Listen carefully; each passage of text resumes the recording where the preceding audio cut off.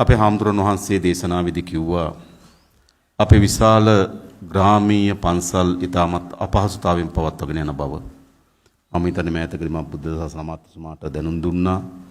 අපේ ග්‍රාමීය පන්සල් ටික තෝරාගෙන, ඒ ආගමික ස්ථාන තෝරාගෙන ඒවා සංවර්ධනය කිරීම සඳහා වේගවත් වැඩසටහන සකස් කරන්න කියලා මම හිතන්නේ අපේ හාමුදුරුවෝ ඉතා ඉක්මනින් ඒ ග්‍රාමීය පන්සල් ටික තෝරාගෙන ඒකට අවශ්‍ය වෙන වැඩසටහන බුද්ධ ශාසන සංස්කෘතික අමාත්‍යාංශයෙන් පටන් ගන්න ලෑස්ති වේවි. මට මෙතෙන්දී අවධානය යොමු කරන්න ඕන කරුණු කීපයක් තියෙනවා. එකක් තමයි මේ මධ්‍ය කඳුකරේ මතුවී තිබෙන ප්‍රශ්නය. මෑතකදී ආසියානු සංවර්ධන බැංකුවෙන් කරන ලද සමීක්ෂණ වාර්තාවක් අපිට ඉදිරිපත් කරා. ඒ වාර්තාව අනුව මධ්‍ය කඳුකරේ අතීතයේ තිබුණු ආකාරයත් වර්තමානයේ තියෙන ආකාරයත් මේ විදිහටම ගියොත් අනාගතයේ ඇති වෙන ආකාරයත් අපිට පෙන්වුම් කරලා තියෙනවා. අනාගතයේ මේ පස් සෝදගෙන ගියපු ගල් විතරක් මතුවෙන තත්වයක් ඇති වෙන බව පෙන්වා දීලා තිබෙනවා. ඒ වගේම මේ මධ්‍ය කඳුකරේ පිහිටා තිබෙන බොහෝ ජලාශ රොම් මණ්ඩ වලින් පිරෙන තත්වයක් ඇති වෙන බව වාර්තා වී තිබෙනවා. මේ මධ්‍ය කඳුකරේ ආසන්න වශයෙන් ගත්තොත් අපේ රටේ මුළු භූමි ප්‍රමාණයෙන් 13.6ක්.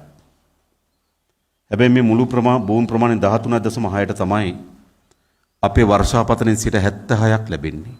මේ කඳු මුදුනට ගිහිල්ලා බැලුවොත් මේ කඳු මුදුන් වල පස් තට්ටු තුනී වෙලා තියෙනවා.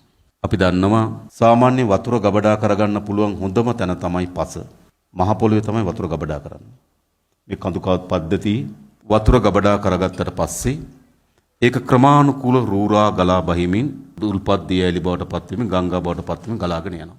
ඒ නිසා අපි හිතන මේක තාමත් වැදගත් මේ මධ්‍ය කඳුකරේ සුරක්ෂිතභාවය. සමහර කඳු මුදුන් වල පස් තත්ත්ව ඉතාමත් තුනී වීම හේතුවත් එතනින් තමයි මේ නායාම ආරම්භ වෙන්නේ. ඒ පස් තට්ටුව දරා ගන්න බැරි වතුර ප්‍රමාණ කුඩා තට්ටුවක් වුණාට පස්සේ ඒකට දරා ගන්න බෑ. එතකොට මේක පහළට ගලාගෙන ඇවිල්ලා පහලින් නායන්න පටන් ගන්නවා. මේක තමයි ඇති වී තිබෙන්නේ. ඒ නිසා අපිට පුළුවන් මේ මධ්‍ය කඳුකරේ මේ විදිහටම පවත්වාගෙන යමින් අනාගතයේ අතිශය විනාශකාරී තත්වයකට ඇතිවීම ඉඩ දීලා බලාගෙන ඉන්න. නමුත් ආණ්ඩුවක් හැටියට අපි සූදානම් නැහැ.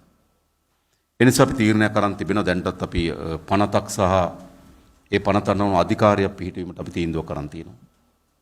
අපිට අවශ්‍යයි මේ මධ්‍ය කඳුකරේ සියල්ල ඒකාබද්ධ කරන ආයතනයක් හදනවා. මොකද දැනට තිබෙන්නේ ගොඩක් කෘෂිකර්ම දෙපාර්තමේන්තුව කුසික වගා සැලසුම් සකස් කරනවා. වාරි මාර්ග දෙපාර්තමේන්තුව වාරි මාර්ග සැලසුම් සකස් කරනවා. මහවැලි අධිකාරිය තව වාරි මාර්ග සැලසුම්. වනජීවි දෙපාර්තමේන්තුව තව, නිවාස අධිකාරිය තව නේද? මේ ආදී මේවා විශාල ලෙස බීදිලා තියෙන්නේ. ඒ නිසා මේ මධ්‍ය කඳුකරේ නැවත සුවපත් කරන්න නම් මේ සියලු බලය එකට ලැබෙන අධිකාරිය පිහිටවිය යුතුයි. ඒ අධිකාරියට සියලු බලය දෙන කුසකර්මාන්ත සැලසුම් හදන්නේ, වාරි මාර්ග සැලසුම් හදන්නේ, වනජීවි වන සංරක්ෂණ සැලසුම් හදන්නේ, නිවාස යලි පදිංචි කිරීම මේ සියලු සැලසුම් හදන්නේ එක අධිකාරියකි. පූර්ණ බලය සහ රැකවරණය දෙන ශක්තිමත් නීතියක් දැන් අපි හදන්න කියලා බාර දීලා තිබෙනවා. අපි ඒ සඳහා ආසියානු සංවර්ධන බැංකුවෙන් සහාය අපේක්ෂා කරලා තිබෙනවා. ඒ නිසා විශේෂයෙන්ම අපි මේ අවුරුද්ද ඇතුළත අලුත් අධිකාරියක් පිහිටවුණා.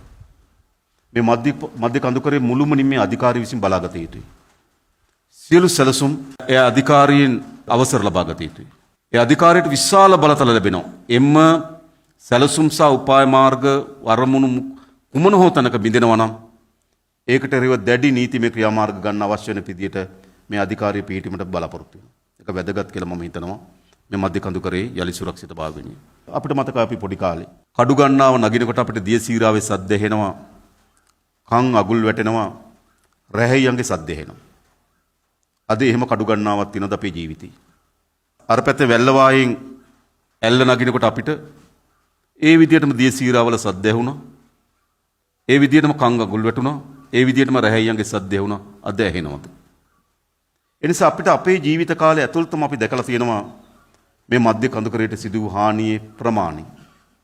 ඒ නිසා යලි මේක සුවපත් කරන්න ඕනමයි.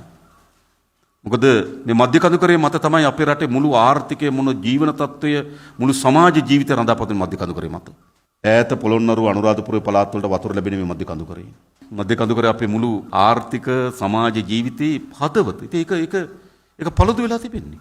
ඒ නිසා තවදුරටත් එහෙම ඉඩ දෙන්න මම විශේෂයෙන්ම ජනතාවගෙන් අපි අපේක්ෂා කරනවා. ඒ ආදාළ සැලසුම් වලට අපිට සහාය දෙන්න.